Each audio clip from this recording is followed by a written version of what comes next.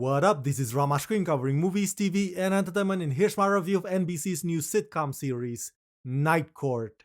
Hey, before you watch my review, please subscribe to my channel, press that like button, ring that bell, so you can get notified whenever I post new videos. Let's rock this! First up, I would like to say thank you to NBC for granting me the screeners to the first 6 episodes of this new show. They've asked me to not spill spoilers, therefore this review is spoiler free. I repeat, there are no spoilers in this video review. Okay, to give you a bit of context, the original old classic Night Court was before my time. And even when they aired the reruns when I was growing up in the 90s, to be honest with you, I still did not watch it religiously. So to say that I was a fan of the original would be a big fat lie. But I am aware of how popular the show was.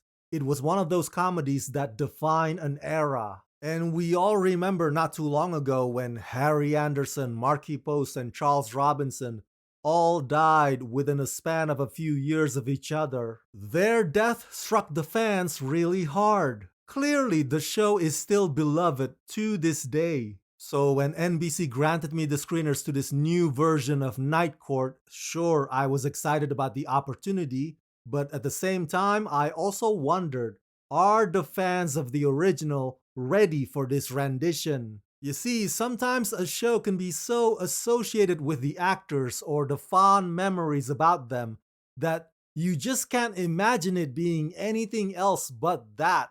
Anyway, I gave this new Night Court a shot, and what's my verdict? Well, the first couple of episodes are pretty rough. Many of the jokes are a hit and miss. I'm like, really? That's the punchline you're going with?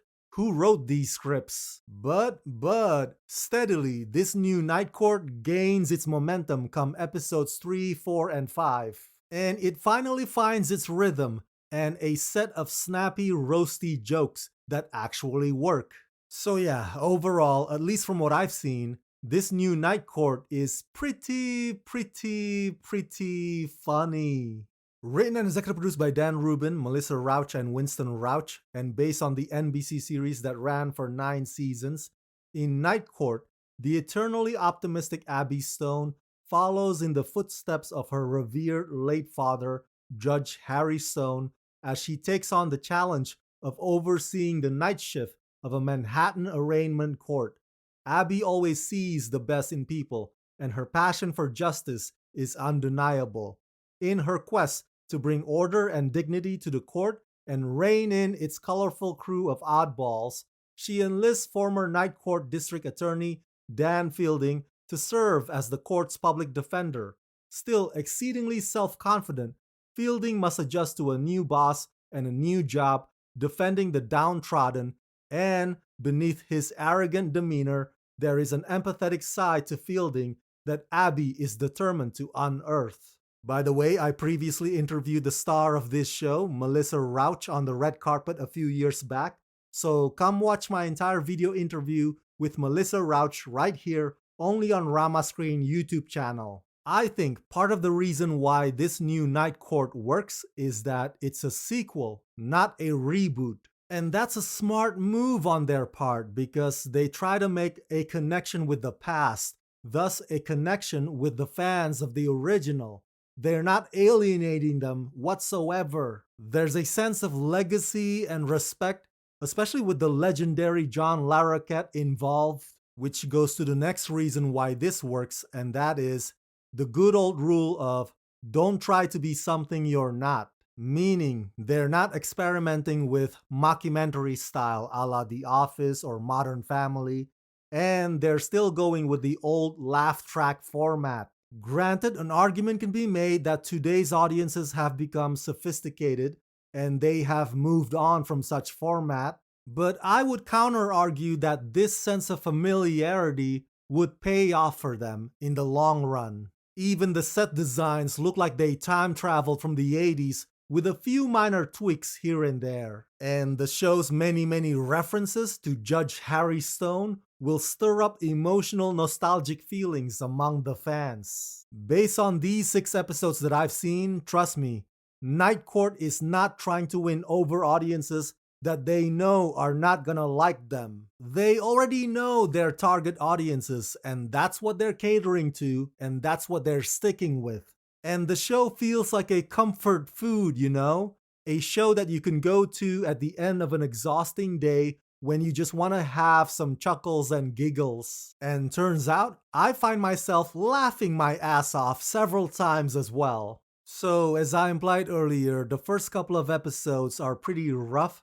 The second episode in particular also kind of goes into some pretty dark places. But come episodes 3 and onward, the show just takes off and never looks back.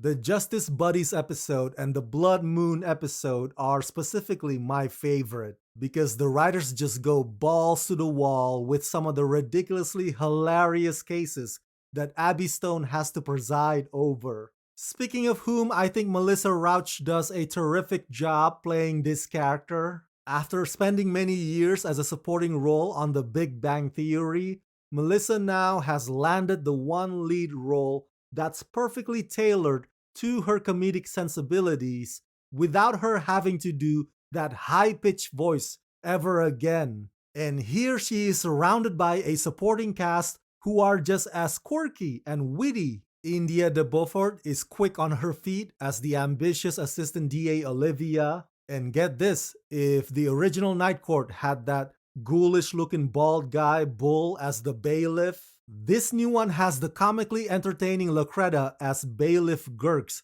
who's got plenty of excitement to spare. She is a big lady with a childlike wonder and a mama bear attitude. Of course, John LaRoquette reprising his iconic role is the cherry on top. Sure, he's gotten older and he now looks like Santa Claus wearing an Armani, but John brilliantly delivers some of the best, funniest lines on this show, and he doesn't seem to skip a beat. So, in conclusion, this new Night Court sequel series is fantastic, and I hope everybody and their grandmas would give this show a chance. It doesn't replace the original, and it doesn't plan on doing so, but it's a pretty amusing continuation that's gonna put a smile on your face.